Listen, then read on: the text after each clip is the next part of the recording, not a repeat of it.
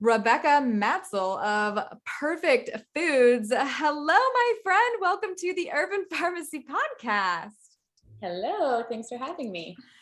So, where did I find you? Was it Chef 8? Was it in the bundle? It was in the bundle. We were in the bundle together. So, Rebecca is a fellow plant lover and plant peddler, if you will. Oh my gosh. And you really are, though.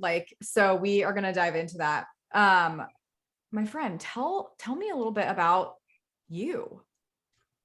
Okay, so I guess my story starts from my beginnings, which is my parents, as they all do, but mine particularly so, because I hate that I always have to start my story with my parents, but it's just the truth, and I'm just gonna make it look. Hey, your story matters. It's all good. Yeah, my story matters, but my parents' story is really, really interesting. So I'll start with that really quick.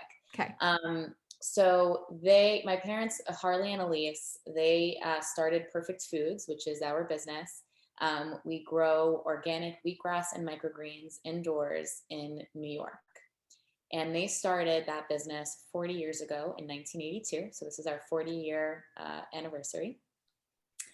And they were way ahead of their time. I mean, nobody was doing it, definitely not on the East Coast. They had a friend, my dad had a friend that was a hippie in California that was juicing wheatgrass at one of the juice bars he was working at. And people were lining up at the door every morning on Venice Beach, saying how it was helping them with energy levels and how there was nothing else like it.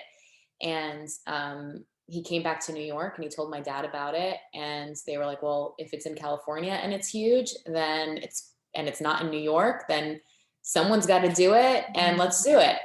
So they went into the West Village of Manhattan and said, because they figured that's the coolest spot, right? Mm-hmm. So they went to the West Village and they looked around. They just got onto a train station, looked around, and saw some lady with a lemonade organic stand and was like, hey, you know anything about wheatgrass?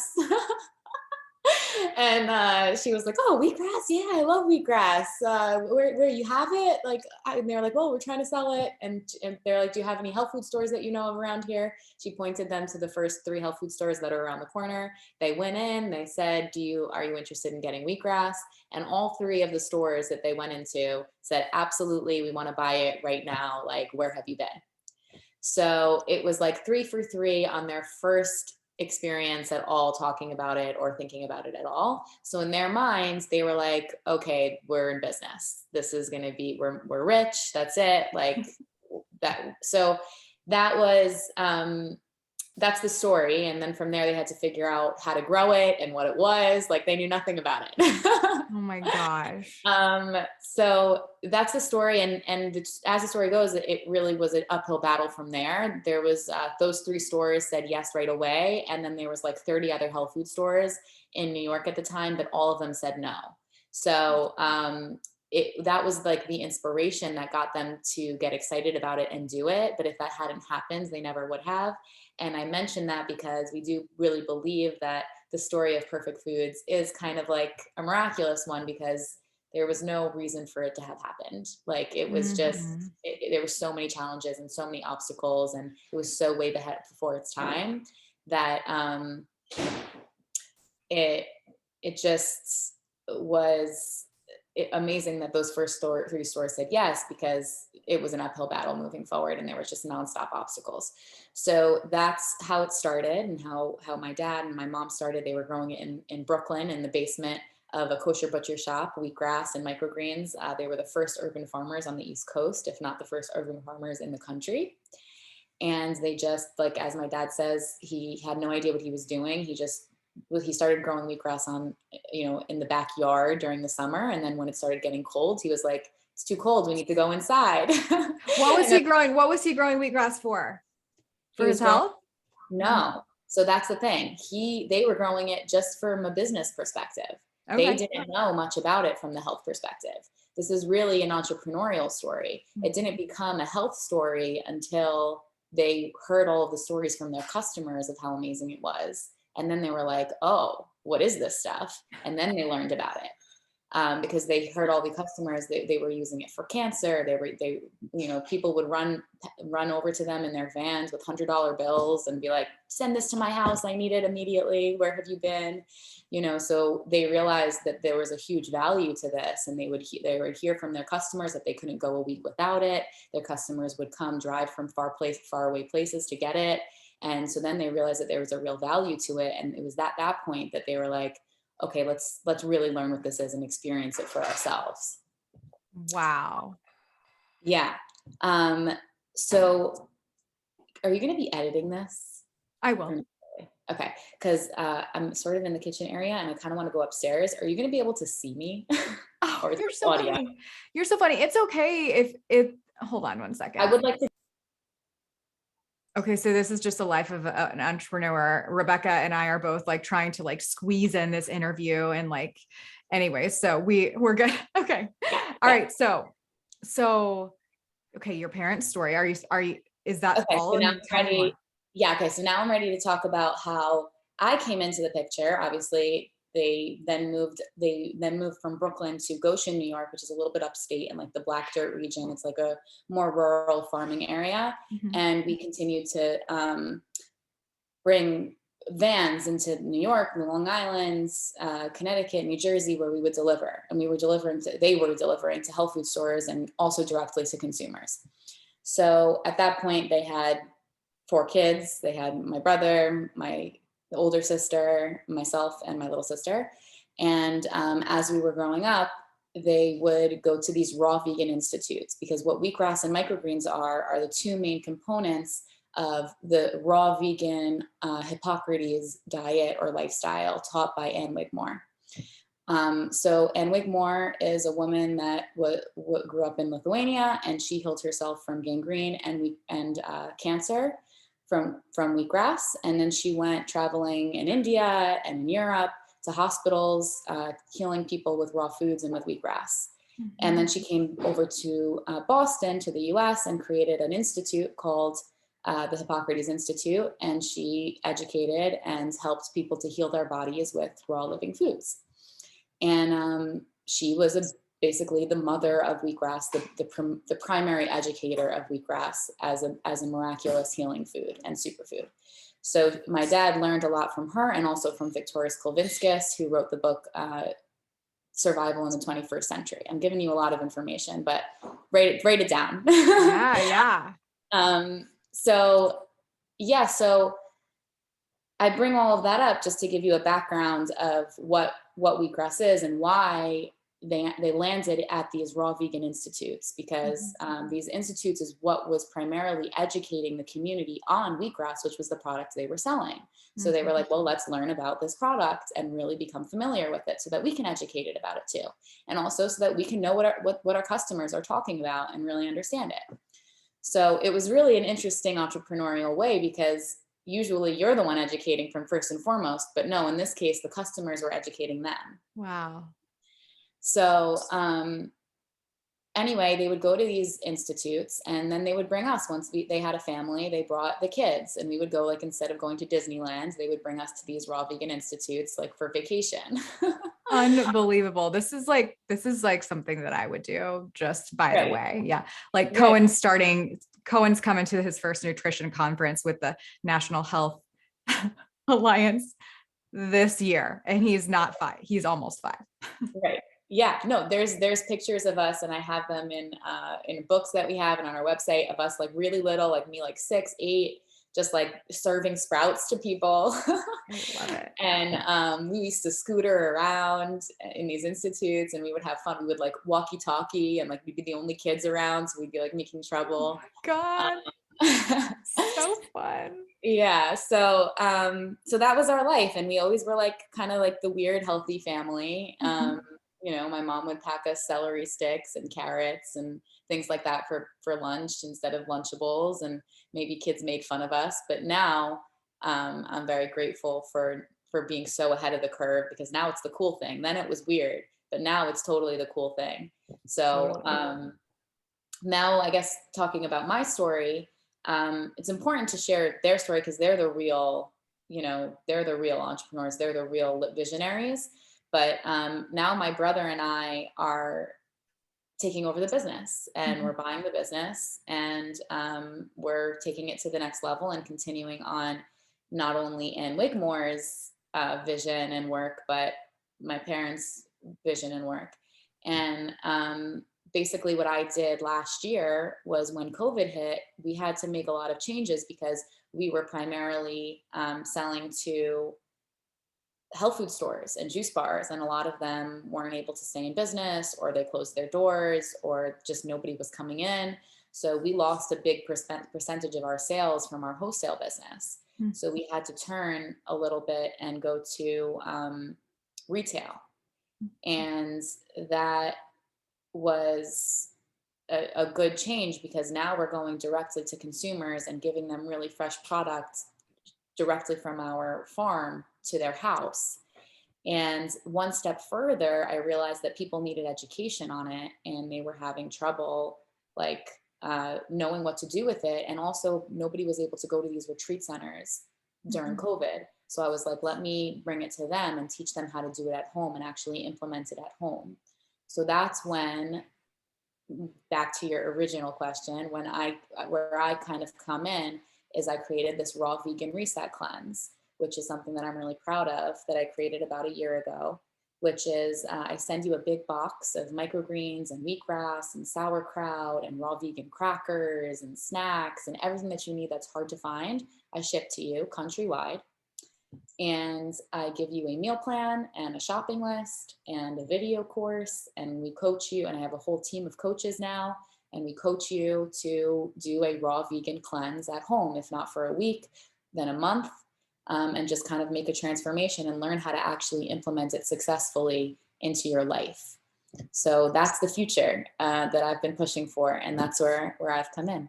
That's the This is whole, yeah. this is incredible. Okay, so this is just so good. Like, talk about cellular healing, talk about what a cool movement that your parents started. Oh my God, like what a blessing. Seriously, truly. I'm sure there's been ridiculous amounts of obstacles because we are small business owners ourselves. We've tried to sell food, like we sell microgreens at the farmers market. Um, it's whatever you do in an entrepreneurial world, there's always going to be a, a lot of obstacles, but at the end of the day, the work that we do, stepping into this big impact, and if you're really truly following your values and your vision, like your parents did, right? Like, no matter what obstacle we have, we always end up on the other side, like in a positive way, because of the impact to the people that we're making, the impact to the businesses that we're helping to support, and grow themselves. It's just like such a beautiful thing. And like, so, oh my God. So now, they started this just, money wise, and really it's moved into this whole thing. And now like their offspring, you, is like helping heal people across, like you're expanding your reach. It's not just like micro reach anymore. It's like you're looking at this macro vision and idea, which is so needed. Let's go back a little bit, Rebecca, can we talk a little bit about the awesome stuff that that wheatgrass can do? Because I remember seeing wheatgrass probably 18 years ago at a natural food store. And I was like, what is that? And they had these wheatgrass juice shots, and I was way ahead of my time, that's for sure, in terms of healthy living, when all of the rest of my friends were still like getting way trashed and, piling pizzas down their throat. I'm like, let's get into the wheatgrass and try the vegan chicken nugget. Like I woke up a little bit earlier than a lot of people. And obviously you grew up this way, so you have been brought up this way. And now you've learned the benefits of wheatgrass, and you've learned the benefits of microgreens. Can we touch a little bit on that? Sure, yeah. So I would say that wheatgrass is up there with one of the most powerful foods on earth, being that it's the 10-day old. You can see here, this is the wheatgrass. It's the 10-day old stage of wheat. So the same seeds that would grow to become wheat at its 10-day-old stage that looks like grass, this beautiful dark green grass. And at this stage, it's at its most nutritious stage, because when it's same as microgreens, when it's at this baby stage, it has the concentrated nutrient density that it would need in order to grow into its adulthood. So it's all concentrated in this little tiny leaf.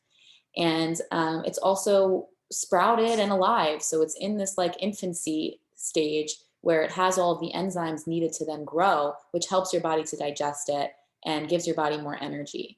Also, it's high in chlorophyll, as you can see how green it is, and chlorophyll is just generally good. There's lots of studies on chlorophyll isolated, but in conjunction with a bioavailable food, it's even more beneficial for you.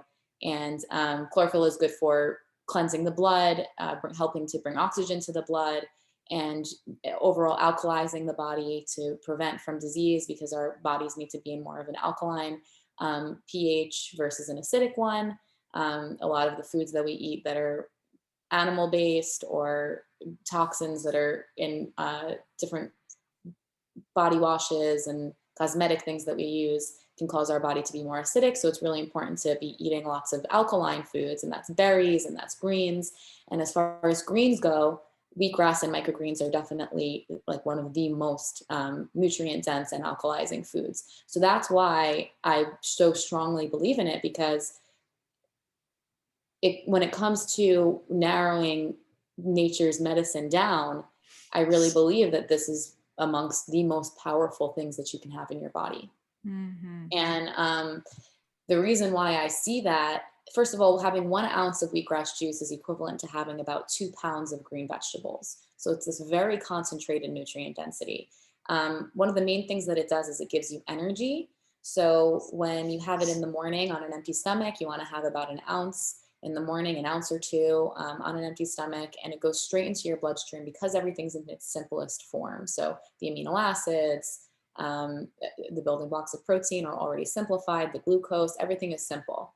And so it's easily digested and absorbed into your bloodstream and concentrated. So you can feel it immediately. Like when you drink wheatgrass, you know you just drank something. It's not like some type of powdered thing that maybe, it's not like a greens powder, like, oh, they say it's good for me. Like, you know that you just had something really good. It's immediate and you can feel the benefits. From my experience, when I have powdered superfoods, which I don't often because I have this at my disposal, but if I ever do, I feel nothing. I don't know about you, but I feel nothing. So when it comes to eating fresh things, I think we've become so accustomed to the powders because they're pushed and marketed on us so much, and like supplements and stuff, they're just marketed on us so much because they're so easy to sell. And fresh wheatgrass and microgreens are not easy to sell because they have to be shipped or they have to be local. But as far as how it impacts your body, it's like apples and oranges. You can't compare. So when you're looking to increase your energy levels and give your body nutrients to heal, which is ultimately why we use these supplements and powders, right? Because we feel like we're lacking in nutrients, then fresh is best. And there's nothing more fresh than freshly cut wheatgrass juice or freshly juiced wheatgrass that was literally just living 2 minutes ago. That's one of the main reasons that wheatgrass and microgreens are so amazing, is because they're newly born, like they just were made and they're fresh and they're alive. And they have all of the enzymes that are active that help your body to grow and to digest foods, to digest things easily, which is important because when we use a large amount of our energy digesting things. So if you can ingest things that are really easily absorbable and easily digestible, that takes all the energy that you would be using to digest difficult things like meats and dairies to then heal your body. It gives your body all that extra energy to heal itself. So that's the main thing, is it just gives your body the nutrients it needs to heal itself, as we are self-healing mechanisms. It's not a miracle worker. It's just supplying your body with what it actually is supposed to or intended to have. That's the bottom line with wheatgrass and microgreens. And as far as what specifically customers tell me that they use it for, that's important to note, because that might something might ring a bell for you and be like, oh, it helps with that. So I just want to give a little bit of a list and beware with major disclaimers of, I am not a doctor and this should not be used like medicinally in replacement of medicine. But it's important to know that I've heard these stories, and anecdotal stories have value. Not to mention that there are studies on it, and we can get into that in a little bit, but just based on things that I've heard from customers over 40 years. Lyme disease, autoimmune disease, things like this. Many customers have told me it's the only thing that helps. And Lyme disease is a curse word. Yeah, personally, I'm very fearful of moving out to our farm, and because of that, I'm just like, there's ticks. There's ticks, and I'm so fearful because I've seen so many friends' health deteriorate from Lyme. Yeah, it's absolutely frightening. Yeah. And that's why I mentioned that as first, because it's something that I've heard a lot of customers tell me that it was the only thing that helped them. So if you're having trouble with it, the therapeutic amount is 2 ounces in the morning and 2 ounces in the afternoon on an empty stomach. And then again, even if you can, in the evening. Having it multiple times a day is absolutely key. And from our customers, we learned that from our customers. And there's stories about that in like my dad's book and everything, about how he learned all of these little things that we say is from experience of our customers. Mm-hmm. And we learned that from, like, we had a customer who had arthritis, and she would have pain. And when she drank the wheatgrass, the pain subsided. And then it would come back later in the day. She drank the wheatgrass, the pain would subside. So she had to have it 3 times a day in order to maintain the pain. And that's when we realized that that's how quickly it gets absorbed and used. And then blood pressure, blood sugar, things like that. We've seen people drink it regularly for like a few weeks and see their levels go down with wheatgrass isolated, which is interesting. Other things. Do people put wheatgrass in their smoothies, Rebecca? No. People do, but that's a mistake. So you want to make sure that you're drinking wheatgrass on its own, freshly juiced in a masticating juicer. Yeah. That is really key, and one of the main obstacles that stops people from drinking wheatgrass, and why I refer them, if they don't want to invest in a juicer, to microgreens, because microgreens you can put in your smoothie, no problem. Wheatgrass, if you put in your smoothie like with a banana or with peanut butter or something, you'll feel nauseous, and it will just be a bad experience. So do not mix it with other things. There are some people who do and are fine with it, but I caution majorly against it. The only reason why I would say to mix it with something is if you know that you need it and you want it, but you really have trouble with the flavor, which, by the way, the flavor is much sweeter than people say than you would expect. So don't let that be a deterrent for you, but it is strong. So if you really have trouble with it, this is what I would say to try it with. You first and foremost, just drink water after it. Second, take the shot and lick some cinnamon. That's a trick that we learned from the Institute, so that I like a lot. And it's like the most simple and best trick. It just like completely cuts the flavor, and you can move on with your life. And then if that's not even enough and you want to have fun with it, you can like take a bite of orange or take a bite of apple, or put some apple juice, like freshly juiced apple, into the shot, like half wheatgrass, half apple, or half wheatgrass, half pineapple. That is like, you don't even know you're drinking wheatgrass at that point. Pineapple and greens, any pineapple with any greens cuts the flavor completely. So that's a really good tip. But it's important for me to note that therapeutically, on its own, is best. If you absolutely need it and you can't do it like that, do the cinnamon thing, or do it with a little bit of apple, take a bite of something, or this is controversial, or put it up the bum, do implant. So that's the thing. I don't know. I didn't know that I was going to bring that up in this podcast, but here it is. Hey, we're talking about, like healing modalities, and, like the listeners might be like, okay, no, or they might be like, okay, that actually, resonates with me. Like, it depends on which body of wellness you're following. And, there's validity, like you said, and even in anecdotes. And, so yeah, it's all fair game, girlfriend. So just to touch on that really quickly, the reason why I bring that up is because at the institutes, they actually say, and Ann Wigmore herself actually says, the best way to heal from wheatgrass is by doing implants. So that is, and just, I know this is going to turn some people off. And if you're one of those people, just don't even listen to me and just stick to drinking it. That's fine. But I want to mention it because when you're in a serious situation, like if you have Lyme, if you have cancer, and you're trying to go the alternative route, you need to do serious measures in order to go all hands in. So this is a tool that people use and it's effective. So why not give you all the information I have? Yeah. So you would do an enema, which is just with water, and or a colonic, which is just with water, and that's clearing out your colon. Because when you're detoxing, or when your body is detoxing, it's not like the foods themselves are detoxing, but they provide your body with what it needs in order to detox. So when you're in that detoxing state, you want to make sure that you're getting everything out. You might be doing all the detoxing, but it's not getting out. It might be still stuck in your colon. So that's why it's really important when you're doing this kinds of cleansing diets that you get a colonic, or you do an enema, or you just make sure that your bowels are regular. And if for whatever reason they're not, getting a colonic is very recommended from colon hydrotherapists and from these these institutes that have been teaching for 80 years on this stuff. So you can get a colonic, which is just going to a professional and they clear out your colon. They, whatever, all the stuff comes out and it feels amazing, by the way. Like energetically, not only physically does it feel amazing because you got rid of like weight and junk that's been sitting there, but energetically it feels amazing. Like you feel a burst of energy, you feel lighter, you feel good. And I just feel really good when I get that. And then to then replenish it, because now you just got rid of everything in your colon, and you might want to replenish it with extra electrolytes and vitamins and minerals.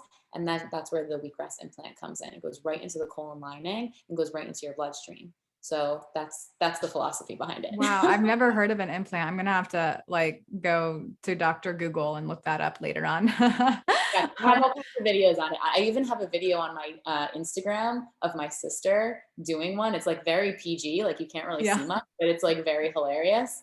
Oh and so if you're looking for something entertaining, you can look on my Instagram. Love it. Gosh, I dream of having I wish that Cohen, our son, had siblings that he could be living this life with, but I digress. He's gonna be an only child, but it's just amazing to know that there are kids that are being exposed to information like this, and which is why I'm going to the National Health Institute so that I can meet families and I'm going to Fruitstock Wood or whatever it's called. The fruit festival? Yes.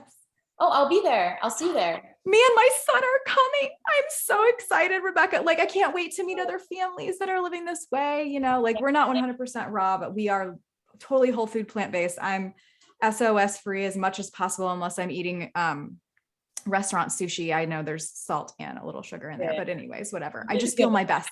The only time I have salt is when I eat restaurant sushi. that it literally. Should we quote that one for the episode? That's literally the modern girl. That's the modern girl in you. It is. But here's the deal. We need to find our people. And I feel like you're my people. And I'm just I feel so comfortable talking to you right now because this is just so epic. Okay, hold on. Let's back up. All right, let's talk. We got to back up and let people understand. Let's talk about the ways that people can consume aside rectally and juicing. Girl, it's okay. We're talking about it. Here we are. This is holistic healing. Juicing. How do people consume it? Do they just macerate it in their mouth to juice it sometimes? Yes, you can do that. You can chew it. You can just pick it up like this. Take some out. Here, I'll show you. Yeah. This is a demonstration. So I'm just taking it out of the tray. You fold it a couple times like this so that you have something to chew. And then in the back. That's the only thing that I've really done because I do have a Green Star. I have a macerating juicer, but I am still fixed for some reason on this idea that I need to get a special wheatgrass machine. Well, I will say we have a wheatgrass juicer that's only $120. Oh, yay. And it's specifically, it's our design and manufactured one. It's called the Dr. Squeeze Green Queen. And if you already have a juicer, like a Breville or a centrifugal one, then this is definitely what you should supplement your juicer equipment with, is our Green Queen. It's $120 on our website, and easy, 800wheatgrass.com, by the way, if anyone's oh, let me go grab that, 800wheatgrass.com. And also, if you don't have a juicer yet, any juicer whatsoever, then I would still recommend to get a masticating one.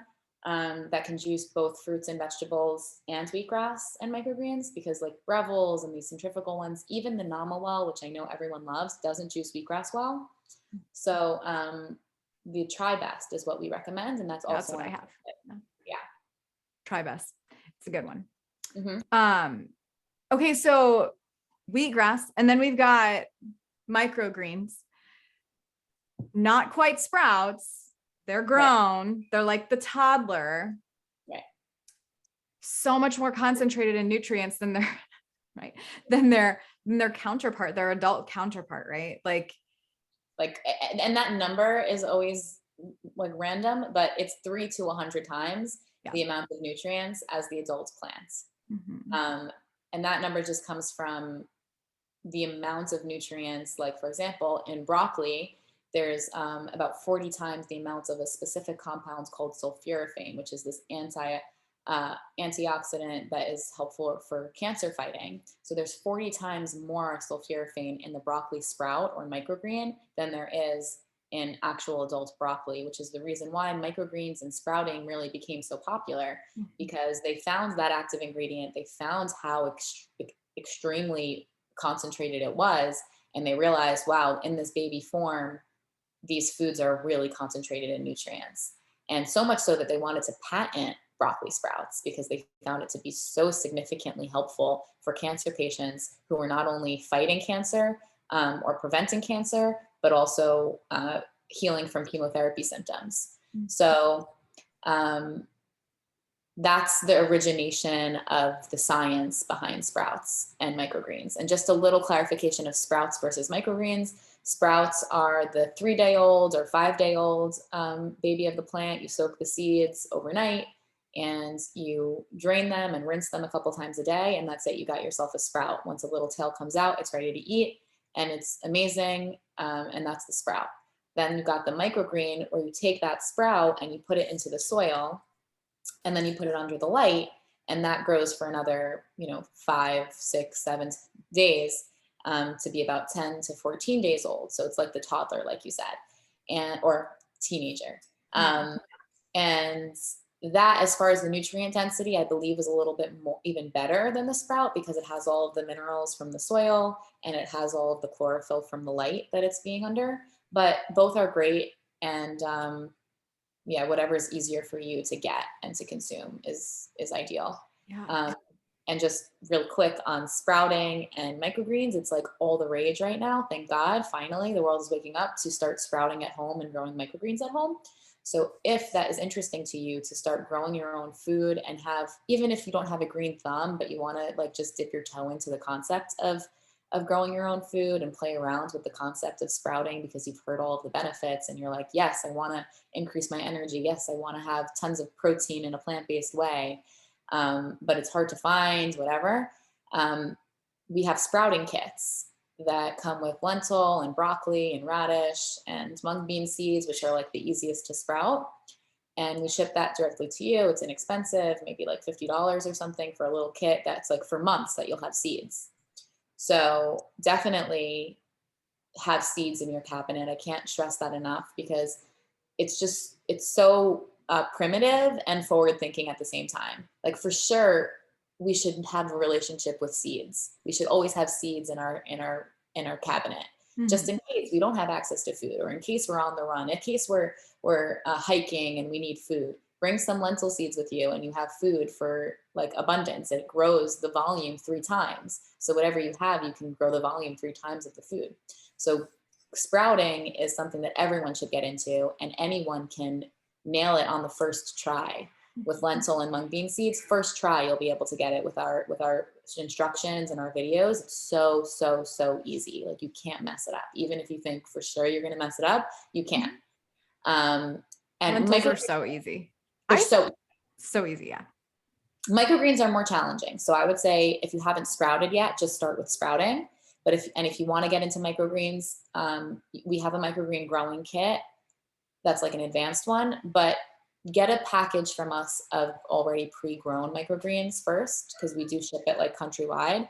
This way you can see what the gold standard is, see what it's like, start loving it, and then start growing it yourself. so that you can, because otherwise it takes 10 days anyway to grow it, and your first couple of tries are going to mess up. So get a shipment of good stuff, get it in abundance so that you know what you're doing.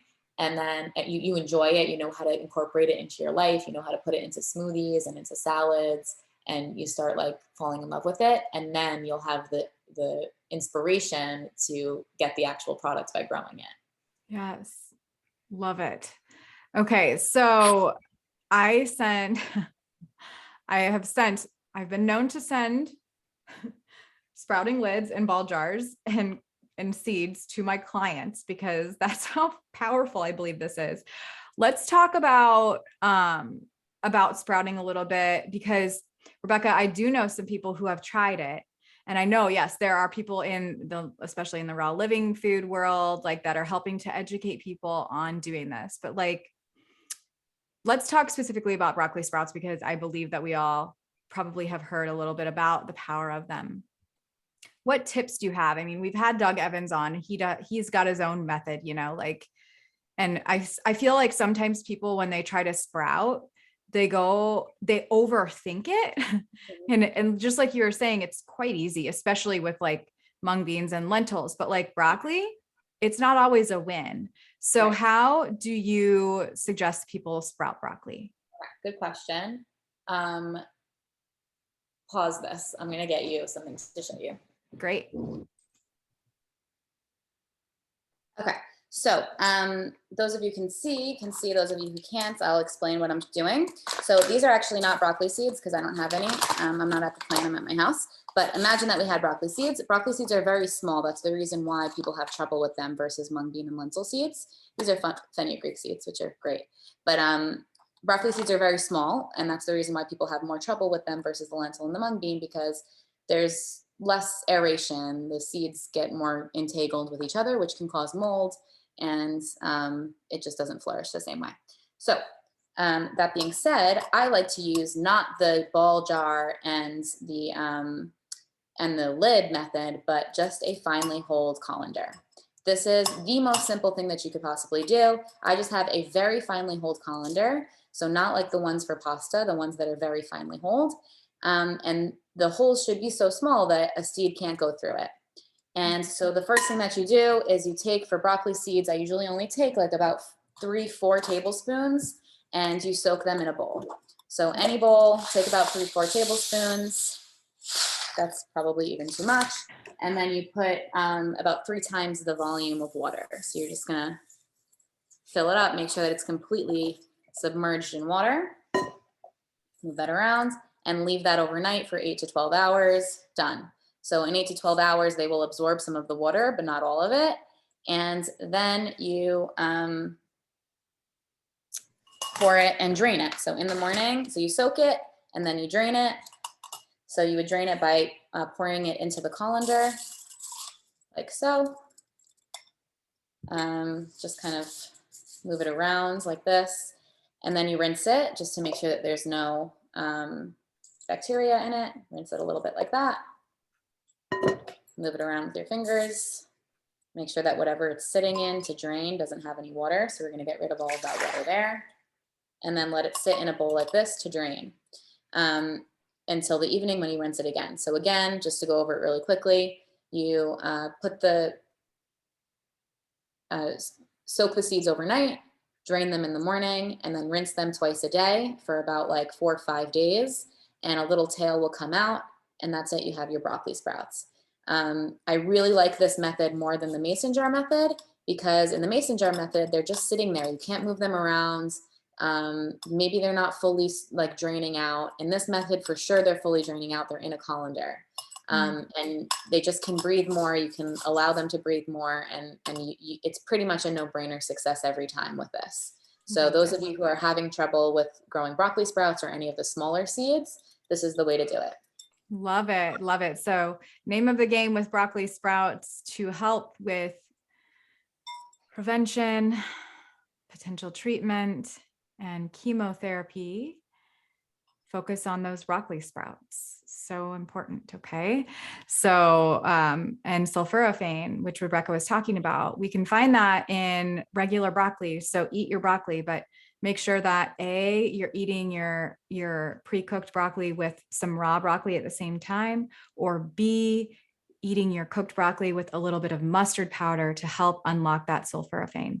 So, here's the deal. We're on the Urban Pharmacy podcast. We're talking about how plants can heal, and that's just the truth of it. It's just the truth of it. So we're talking, maybe really high level for the journey that you're on at this time in your life as a listener, or maybe we are talking straight to you who is really ready to take that whole food, plant-based living journey to the next level and actually get more in touch with your food. You're starting your own garden essentially on your countertop, which is super fun and awesome.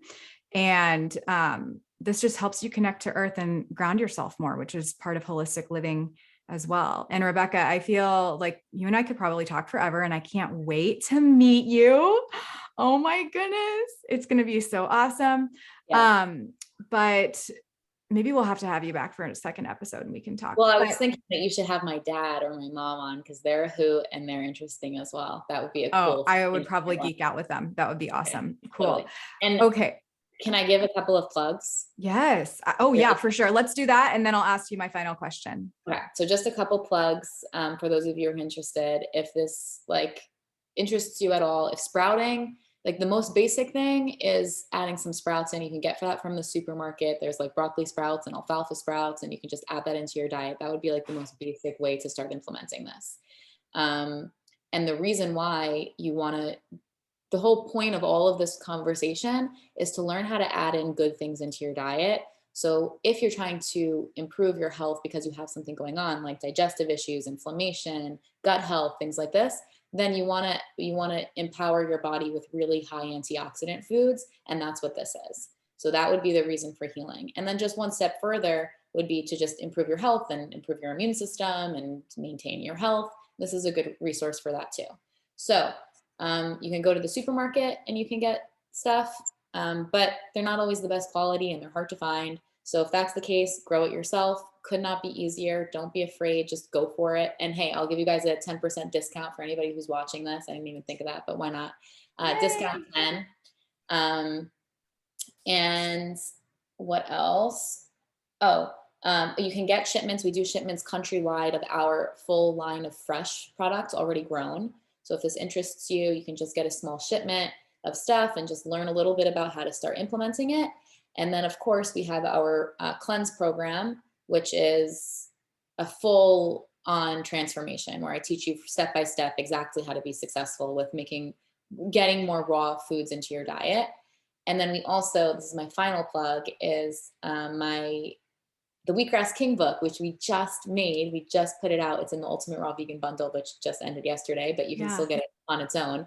And it's my dad's story of how he started the business. So if you want to learn more about it, that's on my website. And if any of this interests you, just book an appointment with me. I have free consultations on my website, 800wheatgrass.com. I'll chat with you for half an hour, get to know you, and just see how I can help. Oh my God. So good. High vibes, my friend. This is just awesome. Okay. So plants rule, and everybody just take this information, put some more plants on your plate. Try not to buy the processed food. I promise your body's going to start feeling better. We just got to take it day by day. Trust the process. Reach out to Rebecca or I, if you need any help. We're here. Just message us. Okay. We're here. We want to help you. We want to help you feel better. And, it doesn't have to be all or nothing. Okay. So imperfect action is exactly where the magic is. Amen. Right. Amen. So here's my last question that I ask all of my people. What does holistic living mean to you? Holistic living means to me balance. Absolutely, that's it. 100% balance. It means exactly what you just said, not all or nothing. It doesn't mean perfection. It doesn't mean that you have to be drinking wheatgrass and sprouts your whole life only. It means you start implementing small things into your life that resonate with you when you feel that little zing and you're like, ooh, that makes sense to me. It means start doing more things like that, following more things like that. And that's it. That's all it means. It just means following that zing of what feels good to you. And one day you're going to wake up and realize that things in your life are starting to feel more well-rounded, starting to feel more holistic, and that you're just feeling more energized and better in your body and balanced in your body. That's what it means. Love it. Thank you so much, Rebecca. We're going to put all of her information down in the show notes. So just be sure to follow and to connect with Rebecca. She's here to help. And my friend, thank you so much for your time. Thank you for having me. This was so fun, and I can't wait to meet you. It's going to be awesome.